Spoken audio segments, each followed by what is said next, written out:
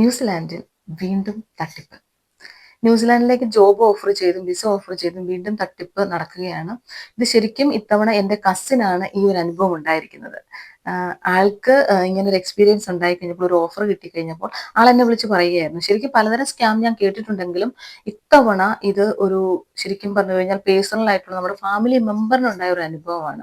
ശരിക്കും അവര് ഒരു ജോബ് ഇന്റർവ്യൂ നടത്തി, അതുപോലെ തന്നെ ജോബ് ഓഫർ ലെറ്ററും കൊടുത്തു. അപ്പൊ അതിനുശേഷമാണ് നമ്മുടെ കസിൻ നമ്മളോട് ഇത് വിളിച്ചു പറയുന്നത്. ശരിക്കും നമുക്കറിയാം, നമ്മുടെ നാട്ടില് നമുക്കൊരു ജോബൊക്കെ കിട്ടിക്കഴിഞ്ഞതിന് ശേഷമാണ് പലപ്പോഴും നമ്മൾ മറ്റുള്ളവരോട് പറയുള്ളൂ. അങ്ങനെ വരുമ്പോഴാണ് തട്ടിപ്പിന്റെ തീവ്രത കൂടുന്നത്. പക്ഷെ ഇത്തവണ എൻ്റെ കസിൻ എന്നോട് ആ ഓഫർ ലെറ്റർ കിട്ടിക്കഴിഞ്ഞപ്പോൾ അത് സ്വീകരിക്കണമോ വേണ്ടയോ എന്നുള്ള ആ ഒരു കാര്യം അറിയാൻ വേണ്ടി എന്നെ വിളിച്ചു. അങ്ങനെയാണ് നമ്മളിത് അറിയുന്നത്. അപ്പോൾ എല്ലാവർക്കും വെൽക്കം ടു എഡ്യു ടേൽസ്. ഇന്ന് നമ്മുടെ വീഡിയോയിൽ നമ്മൾ കാണാൻ പോകുന്നത് എങ്ങനെയാണ് നമ്മൾ ഈ ഒരു സ്കാം ഐഡന്റിഫൈ ചെയ്തത്, അതുപോലെ എന്തൊക്കെ ശ്രദ്ധിച്ചാൽ നമുക്ക് ഇതുപോലുള്ള തട്ടിപ്പുകൾ അവോയ്ഡ് ചെയ്യാൻ സാധിക്കും, എവിടെയൊക്കെയാണ് അല്ലെങ്കിൽ എന്തൊക്കെ കാര്യങ്ങളാണ് നമ്മൾ ഇതിനു വേണ്ടി അറിയേണ്ടത്, അതുപോലെ ഇവിടുത്തെ സിറ്റുവേഷൻ എന്താണ്, അങ്ങനെയുള്ള എല്ലാ കാര്യങ്ങളും നമുക്ക് ഇന്നത്തെ ഈ വീഡിയോയിലൂടെ കാണാം. അപ്പോൾ ഇഷ്ടമായെങ്കിൽ ലൈക്ക് ആൻഡ് സബ്സ്ക്രൈബ് ചെയ്യുക. അപ്പോൾ നിങ്ങൾ നോക്കുക, ശരിക്കും പറഞ്ഞു കഴിഞ്ഞാൽ ഇമ്പോർട്ടൻ്റ് ആയിട്ടുള്ള ഒരു അലേർട്ടാണിത്. മറ്റൊരാൾക്ക് ഇങ്ങനൊരു അനുഭവം ഉണ്ടാകാതിരിക്കാൻ വേണ്ടിയാണ് നമ്മളിപ്പോൾ ഇങ്ങനൊരു വീഡിയോ ചെയ്യുന്നത്. കാരണം ഇതുവരെ നമുക്കൊരു പേഴ്സണൽ അനുഭവം ഇല്ലാഞ്ഞത് കൊണ്ട് നമ്മൾ ഇങ്ങനെ ഒരു കാര്യമേ ചിന്തിച്ചിരുന്നില്ല. പലതരം ഞാൻ കേട്ടിട്ടുണ്ടായിരുന്നു, ഇച്ചിരി മുമ്പ് പറഞ്ഞതുപോലെ തന്നെ. ഇത് സംഭവിച്ച ഒരു 2 ദിവസം മുമ്പ് നമ്മുടെ കസിൻ നമ്മളെ വിളിക്കുകയുണ്ടായി. വിളിച്ചിട്ട് പറഞ്ഞു, ചേച്ചി ഇതുപോലെ എനിക്ക് ഒരു ജോബ് ഓഫർ കിട്ടി, അതുപോലെ ഇന്റർവ്യൂ കഴിഞ്ഞു. അപ്പൊ ഞാൻ ചോദിച്ചു, ഓക്കെ, ഇന്റർവ്യൂ കഴിഞ്ഞിട്ട് എങ്ങനെ ഉണ്ടായി? ഇന്റർവ്യൂ നല്ല ഇന്റർവ്യൂ ആയിരുന്നു. ഒരു ഏജൻസിയാണ് നമ്മളെ കോൺടാക്ട് ചെയ്തത്. ആ ഇന്റർവ്യൂ കഴിഞ്ഞതിന് ശേഷം അവർ നമുക്ക് ആ ഒരു 24 അവേഴ്സിനുള്ളിൽ തന്നെ നമുക്കൊരു ജോബ് ഓഫർ തന്നു. ചേച്ചിക്ക് ഞാൻ ആ ജോബ് ഓഫർ ഒന്ന് അയച്ചു തരാം, ചേച്ചി ഇതൊന്ന് ചെക്ക് ചെയ്യാമോ എന്ന് ചോദിച്ചു. ഞാൻ പറഞ്ഞു, ഓക്കെ, ഞാൻ ചെക്ക് ചെയ്യാം.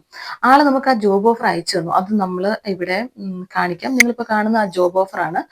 നിങ്ങൾ നോക്കിക്കേ, അതിൽ കൊടുത്തിരിക്കുന്നത് കണ്ടോ, സാലറി പറഞ്ഞിരിക്കുന്നത് $6,000 പെർ മന്ത് എന്നാണ് പറയുന്നത്. അപ്പോൾ ഈ ഒരു കാര്യം കണ്ടപ്പോൾ തന്നെ എനിക്കൊരു ഡൗട്ട് അടിച്ചു. കാരണം ഇങ്ങനെ നമ്മുടെ യൂറോപ്യൻ കൺട്രികളിൽ, ശരിക്കും പറഞ്ഞു കഴിഞ്ഞാൽ യൂറോപ്യൻ രാജ്യങ്ങളിൽ അവർലി പേയ്മെന്റ് ആണുള്ളത്. ഇങ്ങനെ മന്ത്ലി ഒരു പേയ്മെന്റ് പറയില്ല. അത് നമ്മുടെ നാട്ടിലെ കൾച്ചറാണ്. അത് കണ്ടപ്പോൾ തന്നെ എനിക്കൊരു ഡൗട്ട് അടിച്ചു. അതുപോലെ തന്നെ ആളുടെ പേരുണ്ട്, കാര്യങ്ങളുണ്ട്, എല്ലാം ഉണ്ട് അതിനകത്ത്. ഞാനൊന്ന് നോക്കി, കുഴപ്പമൊന്നുമില്ല. പക്ഷെ ആ ഒരു ഓഫർ ലെറ്ററിന്റെ ഒരു ക്ലാരിറ്റി കുറവുണ്ട്. സീലുകളാണെങ്കിലും ആ ഒരു ലോഗോ ഒക്കെ ആണെങ്കിലും അത്ര ക്ലിയർ അല്ലായിരുന്നു. അപ്പോൾ ഞാനൊന്ന് ആലോചിച്ചു.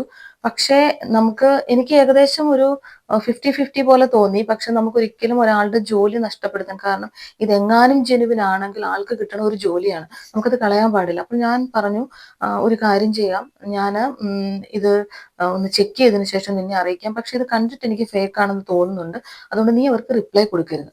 അപ്പോൾ ആളെന്നോട് പറഞ്ഞു, ഓക്കെ, ചേച്ചി വേണ്ടതുപോലെ ചെയ്തിട്ട് എന്നെ അറിയിച്ചാൽ മതിയെന്ന്. അത് കഴിഞ്ഞ ശേഷം നമ്മളിങ്ങനെ ചെക്ക് ചെയ്തപ്പം നമ്മൾ ഗൂഗിളിൽ വെരിഫിക്കേഷൻ ചെക്ക് ചെയ്ത് നോക്കി, അക്രഡിറ്റഡ് എംപ്ലോയർ ലിസ്റ്റിലുണ്ടോ എന്ന് നോക്കി. ഇപ്പം ഇതൊന്നും ഇല്ല സംഭവം. എന്നിട്ടും എനിക്ക് ഒന്നും കൂടി ഡൗട്ട് ഫീൽ ചെയ്തിട്ട്, കാരണം എൻ്റെ മനസ്സിൽ അപ്പോഴും ഒരാൾക്ക് ഒരു 1% ചാൻസ് ഉണ്ടെങ്കിൽ അതൊരിക്കലും കളയാൻ പാടില്ല. അങ്ങനെ നമ്മൾ ഓൾ ഇമിഗ്രേഷൻ സൈറ്റുകളിൽ മൊത്തം നമ്മൾ ചെക്ക് ചെയ്തതിന് ശേഷം നമ്മുടെ ഒരു ഫ്രണ്ട്, ഇത് ശരിക്കും ഈ ഓഫർ ലെറ്റർ ഈ കമ്പനി ക്രൈസ്റ്റ് ചർച്ചിലാണെന്നാണ് പറഞ്ഞത്. അപ്പൊ ക്രൈസ്റ്റ് ചർച്ചിലുള്ള നമ്മുടെ ഒരു ഫ്രണ്ട്, ആൾ ഇവിടെ പഠിച്ച ആളാണ്. ഈ സെയിം ഇത് നമുക്ക് കൺസ്ട്രക്ഷൻ ഫീൽഡിലേക്കാണ് ശരിക്കും ഈ ഒരു ജോബ് ഓഫർ വന്നത്. അപ്പം ആ ഫീൽഡിൽ വർക്ക് ചെയ്യുന്ന ആൾ തന്നെയാണ്. അപ്പോൾ ഞാൻ ആൾക്ക് അയച്ചു കൊടുത്തിട്ട് പറഞ്ഞു, നീ ഇതൊന്ന് നന്നായിട്ട് അന്വേഷിച്ചതിന് ശേഷം പറയാം.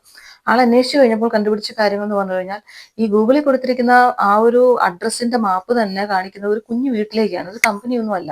പിന്നെ ഇവർ പറഞ്ഞിരിക്കുന്ന പ്രോജക്റ്റ് ആയിക്കോട്ടെ, ആ പ്രോജക്റ്റ് ശരിക്കും ഇവർ പറയുന്നത് ഇത്ര ഡോളറിന് ഇത് കണ്ടിന്യൂ ചെയ്തുകൊണ്ടിരിക്കുന്നത് പറയുന്നു, പ്രോഗ്രസ് ആണ്.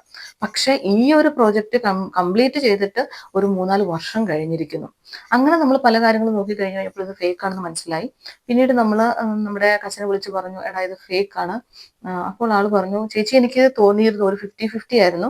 കാരണം ആൾക്ക് ഈ ഡൗട്ട് തോന്നി നമ്മളെ വിളിക്കാനും ഈ ഓഫർ ലെറ്റർ അയച്ചു തരാനുള്ള കാരണം എന്ന് പറഞ്ഞു കഴിഞ്ഞാൽ, ഈ ജോബ് ഇന്റർവ്യൂ നടന്നത് ആഫ്റ്റർ അവേഴ്സിലാണ്. അതായത് ന്യൂസിലാൻഡ് ടൈം 7 PM ഈ ഇന്റർവ്യൂ നടക്കുന്നത്.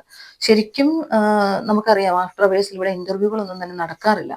അതുപോലെ ഇന്റർവ്യൂ നടത്തിയ ആള് പറഞ്ഞു, ഇതെന്റെ ന്യൂസിലാൻഡ് നമ്പറാണ്, അത് 3 പ്രാവശ്യം പറഞ്ഞു എന്ന് പറഞ്ഞു. അപ്പോഴാണ് നമ്മുടെ കസിന് ഡൗട്ട് തോന്നുകയും ആ ഓഫർ ലെറ്റർ അതുപോലെ നമുക്ക് അയച്ചു തരികയും ചെയ്തു. അതുപോലെ തന്നെ ഞാൻ അവളോട് പറഞ്ഞത് എനിക്കൊരു 2 ദിവസം ടൈം തരണം പ്രോപ്പറായിട്ട് അന്വേഷിക്കാനാണെന്ന്. അങ്ങനെ അന്വേഷിക്കുന്ന സമയത്ത് ഈ ഏജൻസിക്കാർ വിളിച്ചപ്പോൾ നമ്മുടെ കസിൻ പറഞ്ഞു, എൻ്റെ ചേച്ചി എൻ്റെ സിസ്റ്റർ ന്യൂസിലാൻഡിലുണ്ട്, അപ്പോൾ ഞാനൊന്ന് അന്വേഷിച്ചതിന് ശേഷം നിങ്ങൾക്ക് സൈൻ, കാരണം ഇവർ കണ്ടിന്യൂസ് വിളിച്ചുകൊണ്ടിരിക്കുവായിരുന്നു എന്ന് പറഞ്ഞു, ഇതെന്താണ് സൈൻ ചെയ്യാത്തതെന്ന് ചോദിച്ചുകൊണ്ട്. പറഞ്ഞു ഞാൻ അതിന് ശേഷം സൈൻ ചെയ്യാൻ ഞാനൊരു അന്വേഷിക്കാനായിട്ട് കൊടുത്തിട്ടുണ്ടെന്ന് പറഞ്ഞു. അത് കഴിഞ്ഞതിന് ശേഷം പിന്നീട് ആ ഏജൻസി അവനെ വിളിച്ചിട്ടില്ല. അതാണ് ഇവിടെ നടന്നത്. പിന്നെ അതുപോലെ തന്നെ അവനോട് ഞാൻ ചോദിച്ചു, എന്തെങ്കിലും ഫീയോ എന്തെങ്കിലും പൈസയോ എന്തെങ്കിലും കാര്യങ്ങൾ നിനക്ക് നഷ്ടപ്പെട്ടിട്ടുണ്ടോ എന്ന്. അപ്പോൾ പുള്ളിക്കാരൻ പറഞ്ഞത്, നമ്മുടെ കസിൻ നമ്മളോട് പറഞ്ഞത്, ശരിക്കും ഒന്നും തന്നെ നഷ്ടപ്പെട്ടിട്ടില്ല, പക്ഷെ അവർ പറഞ്ഞത് ഈ ജോബ് ഓഫർ സൈൻ ചെയ്തതിന് ശേഷം ഒരു 30,000 അവർക്ക് കൊടുക്കണം, അതിനുശേഷം നമ്മൾ പ്രോസസ്സിംഗ് സ്റ്റാർട്ട് ചെയ്യും, പിന്നീട് ബാക്കിയുള്ള കാര്യങ്ങളെല്ലാം വഴിയെ അറിയിക്കാവുന്നതാണ്. ഇങ്ങനെയാണ് തട്ടിപ്പുകൾ തുടങ്ങുന്നത്. ശരിക്കും നമ്മുടെ നാട്ടിൽ നമ്മളൊരു ജോബൊക്കെ കിട്ടിക്കഴിഞ്ഞ് എല്ലാം ഓക്കെ ആയതിനു ശേഷമാണ് മറ്റുള്ളവരോട് പറയുക. അതുപോലെ തന്നെ നിങ്ങൾ ചിന്തിച്ചു നോക്കിക്കുക, അപ്പം അങ്ങനെയുള്ള ആളുകളാണെങ്കിൽ ഉറപ്പായിട്ടും എല്ലാം കഴിഞ്ഞ് പൈസയൊക്കെ പോയതിനു ശേഷമായിരിക്കും ഫൈനലി അറിയുന്നത് ഇങ്ങനെ ഒരു കമ്പനി ഇല്ലായിരുന്നു എന്ന്. അതുപോലെ തന്നെ നിങ്ങൾ ആലോചിച്ച് നോക്കുക, ഇപ്പോൾ നമുക്ക് ഇങ്ങനെ ഒരാൾ ഞാനിവിടെ ഉണ്ടായിരുന്നത് കൊണ്ട് എൻ്റെ കസിൻ എന്നോട് ഫ്രീ ആയിട്ട് ചോദിക്കാനും ഞാൻ അന്വേഷിച്ചിട്ട് ഇത് ജെന്യുവൻ ആണോ ഇല്ലയോ എന്ന് പറയാനും സാധിച്ചു. അപ്പോൾ ഈ ഒരു വീഡിയോ ചെയ്തു കഴിഞ്ഞാൽ ഇതുപോലെ മറ്റുള്ളവർക്ക് കൂടി ഉപകരിക്കപ്പെടുമെന്ന് തോന്നിയത് കൊണ്ടാണ്. അപ്പോൾ ഞാൻ നമ്മുടെ കസിനോട് ചോദിച്ചു, ഞാനിത് ഒന്ന് വീഡിയോ ചെയ്തോട്ടെ. അപ്പോൾ ആള് പറഞ്ഞു, എൻ്റെ ഫുൾ കൺസെന്റ് ഞാൻ തരാം ചേച്ചി, ചെയ്തോളൂ, ഇതുപോലുള്ള തട്ടിപ്പുകൾ ഇനി ഉണ്ടാകരുത്. കാരണം ഈ ഒരു ജോബ് കിട്ടിക്കഴിഞ്ഞു കഴിഞ്ഞപ്പോൾ നമ്മൾ പറയാം, ഒരാൾക്കൊരു ജോബ് കിട്ടിക്കഴിയുമ്പോൾ ഉണ്ടാകുന്ന ഒരു സന്തോഷം ഉണ്ടല്ലോ, ആ ഒരു എക്സൈറ്റ്മെന്റ് ഉണ്ടല്ലോ, അത് ശരിക്കും അതൊന്നും അല്ലായിരുന്നു എന്ന് അറിയുന്ന സമയത്ത് നമുക്കൊരു സങ്കടം വരും. അത് ശരിക്കും ഒരു വല്ലാത്ത അനുഭവമാണ്.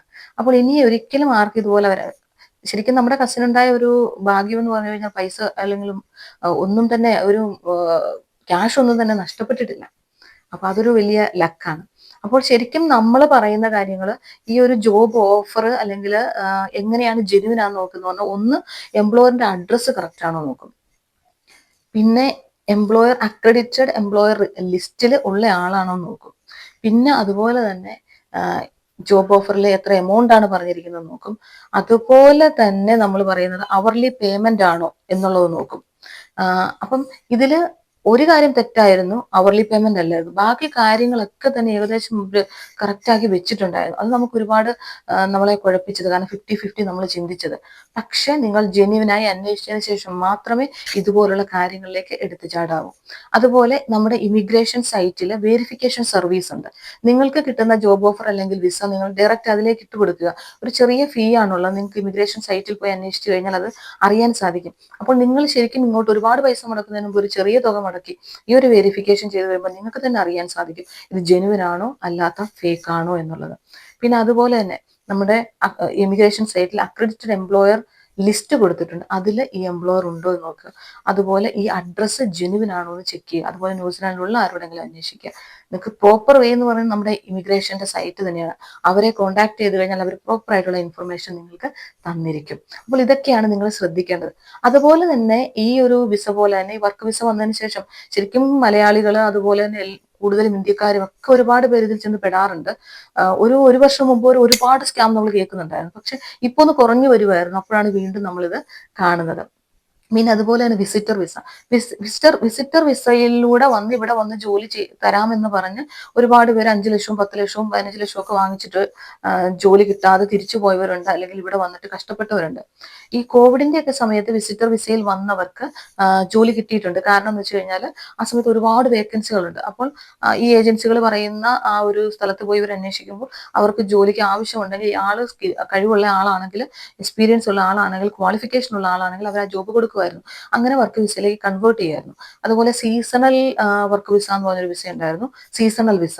ആ വിസ ശ്രീലങ്ക, ഇന്ത്യ അതുപോലുള്ള സ്ഥലങ്ങളിൽ നിന്നായിരുന്നു ആളുകളെ എടുത്തുകൊണ്ട്, അത് ഫുഡ് കുക്കിംഗ് പോലുള്ള കാര്യങ്ങൾക്ക് വേണ്ടിയായിരുന്നു. അവർക്കും ഇതുപോലെ ആ കോവിഡിന്റെ സമയത്ത് ചെറിയ രീതിയിൽ ആ ഒരു വർക്ക് ഓഫർ ഒക്കെ കൊടുക്കാറുണ്ടായിരുന്നു. പക്ഷെ ഇപ്പോൾ ന്യൂസിലാൻഡിലെ സാഹചര്യം, കറണ്ട് സിറ്റുവേഷൻ എന്ന് പറയുന്നത് ജോബ് ഓപ്പർച്യൂണിറ്റീസ് ഒന്നും തന്നെ ഇല്ല എന്ന് തന്നെ പറയാം. ഒന്നോ രണ്ടോ അതുപോലെ സ്കില്ലായിട്ടുള്ള അതുപോലെ ക്വാളിഫിക്കേഷൻ ഉള്ള ആളുകൾക്ക് ന്യൂസിലാൻഡിൽ അവർക്ക് അങ്ങനെ ഒരാളെ കണ്ടുപിടിക്കാൻ സാധിക്കുന്നില്ലെങ്കിൽ അവർ പുറത്തേക്ക് അത് കൊടുക്കുകയാണ്. സീക്ക് പോലുള്ള സൈറ്റുകളിലാണ് കൂടുതലും അവർ ആ ജോബ് വേക്കൻസീസ് ഇടുന്നത്. ഈ സീക്ക് പോലുള്ള സൈറ്റുകളിൽ, ഈ ഏജൻസികളിൽ അപ്ലൈ ചെയ്തതിനു ശേഷമാണ് ഇതുപോലുള്ള തട്ടിപ്പുകൾ. അതുകൊണ്ട് നിങ്ങൾ ഇതെല്ലാം നന്നായിട്ട് ചെക്ക് ചെയ്തതിനു ശേഷം മാത്രം മുമ്പോട്ട് പോകുക. നമ്മുടെ കസിന് ഇതുപോലെ ഒരു ഏജൻസി വഴിയാണ് ഈ ഒരു ജോബ് അറിഞ്ഞത്, അതിനുശേഷം അപ്ലൈ ചെയ്തു. പിന്നെ ആപ്ലിക്കേഷൻ കഴിഞ്ഞ ശേഷം അവരെല്ലാം പ്രോസസ്സിങ് വളരെ ജെന്യുവൻ ആയിരുന്നു. ആപ്ലിക്കേഷൻ കഴിഞ്ഞു, ഇന്റർവ്യൂവിന് വിളിച്ചു, ഇന്റർവ്യൂ നടത്തിയതിന് ശേഷം ഓഫർ കൊടുത്തു, ബാക്കിയുള്ള കാര്യങ്ങൾ അങ്ങനെ പോകുന്നു. പക്ഷെ നമ്മുടെ വേറൊരു ഫ്രണ്ടിനുണ്ടായ അനുഭവം എന്ന് പറഞ്ഞു കഴിഞ്ഞാൽ അവർ ഇന്റർവ്യൂ നടത്തിയില്ല. പകരം അവർ പറഞ്ഞു ഞങ്ങൾ ഭയങ്കര തിരക്കായതുകൊണ്ട് ഇന്റർവ്യൂവിന്റെ ക്വസ്റ്റ്യൻസ് നിങ്ങൾക്ക് അയച്ചു തരാം, നിങ്ങളതൊന്ന് പഠിക്കുക, അതിനുശേഷം നമുക്ക് മുമ്പോട്ടുള്ള കാര്യങ്ങൾ ഡിസ്കസ് ചെയ്യാമെന്ന് പറഞ്ഞിട്ട് പിന്നീട് ഒരു ജോബ് ഓഫർ കൊടുക്കുകയായിരുന്നു. അപ്പൊ അങ്ങനെയും തട്ടിപ്പുകളുണ്ട്. അപ്പോൾ പല രീതിയിലാണിത്. അപ്പോൾ നിങ്ങൾ നന്നായിട്ട് ശ്രദ്ധിക്കണം. അതുപോലെ തന്നെ നമ്മൾ നേഴ്സുമാരുടെ കാര്യങ്ങൾ പറഞ്ഞു. നേഴ്സുമാർക്കാണെങ്കിലും ഇപ്പോൾ വേക്കൻസികൾ ഇപ്പോൾ ഇവിടെ വളരെ കുറവാണ്. പക്ഷേ രജിസ്ട്രേഷൻ എടുത്തതിന് ശേഷം ഒന്ന് വെയിറ്റ് ചെയ്യുകയാണെങ്കിൽ ചിലപ്പോൾ കുറേ നാളുകൾക്ക് ശേഷം വേക്കൻസികൾ വരാം. പക്ഷെ സ്റ്റിൽ എനിക്ക് തോന്നുന്നു ഓസ്ട്രേലിയയിൽ വേക്കൻസി ഉണ്ട്. അപ്പോൾ ശരിക്കും ന്യൂസിലാൻഡ് രജിസ്ട്രേഷൻ ഒരിക്കലും ഒരു ബേർഡൻ ആകില്ല, ഒരു നല്ല കാര്യമാണത്. അപ്പോൾ നിങ്ങൾ കിട്ടണ സമയത്ത് ഓസ്കിയും ആറനും ഒക്കെ ചെയ്ത് രജിസ്ട്രേഷൻ എടുത്തു വെക്കുക. അപ്പോൾ അത് നിങ്ങൾക്ക് ന്യൂസിലാൻഡ് ഓസ്ട്രേലിയ എവിടെയെങ്കിലും ജോലി ചെയ്യുന്നതിന് യൂസ്ഫുൾ ആകും. പക്ഷേ എക്സാമിന്റെ കാര്യങ്ങളൊക്കെ സ്ട്രിക്റ്റ് ആക്കി തുടങ്ങിയിട്ടുണ്ട്. അപ്പോൾ എത്രയും പെട്ടെന്ന് നിങ്ങൾ രജിസ്ട്രേഷൻ എടുക്കാനുള്ള ഒരു ശ്രമം നടത്തുക. പിന്നെ അതുപോലെ തന്നെ അപ്പോഴും നിങ്ങൾ ഇപ്പോൾ നാട്ടിൽ പോയിരിക്കുന്നവരാണെങ്കിലും ജോബ് സെർച്ച് ചെയ്യുമ്പോൾ ജെന്യുവൻ ആയിട്ടുള്ള സൈറ്റുകളിൽ നിന്ന് മാത്രം സെർച്ച് ചെയ്യുക. അതുപോലെ തന്നെ ഈ തരുന്ന ഓഫർ ലെറ്ററും കാര്യങ്ങളും ജെന്യുവൻ ആണോ എന്ന് നിങ്ങൾ തീർച്ചയായിട്ടും ചെക്ക് ചെയ്ത് നോക്കണം. അപ്പോൾ നമുക്ക് വീണ്ടും പറയാനുള്ളത്, നിങ്ങൾക്ക് എന്തെങ്കിലും ഡൗട്ടോ കാര്യങ്ങളോ ഉണ്ടെങ്കിൽ കമന്റ് ബോക്സിൽ ടൈപ്പ് ചെയ്യുക. നമുക്കറിയാവുന്നതുപോലെ നമ്മൾ റിപ്ലൈ ചെയ്യുന്നതായിരിക്കും. അതുപോലെ തന്നെ പ്രോപ്പർ അന്വേഷിച്ചതിന് ശേഷം മാത്രം ഒരു ജോബ് ഓഫർ ലെറ്റർ സൈൻ ചെയ്യുന്നതിന് മുമ്പോട്ടുള്ള വിസ കാര്യങ്ങളിലേക്ക് നിങ്ങൾ പോവുക. പിന്നെ അതുപോലെ തന്നെ നിങ്ങൾ നന്നായിട്ട് അലേർട്ട് ആയിരിക്കണം എല്ലാ കാര്യങ്ങളിലും. അതുപോലെ നല്ല രീതിയിൽ CV പ്രിപ്പയർ ചെയ്യുക. നല്ല ക്വാളിഫിക്കേഷനും അതുപോലെ തന്നെ എക്സ്പീരിയൻസും ഒക്കെ ഉള്ള ആളാണെങ്കിൽ തീർച്ചയായും നിങ്ങൾക്ക് ജോലി കിട്ടിയിരിക്കും.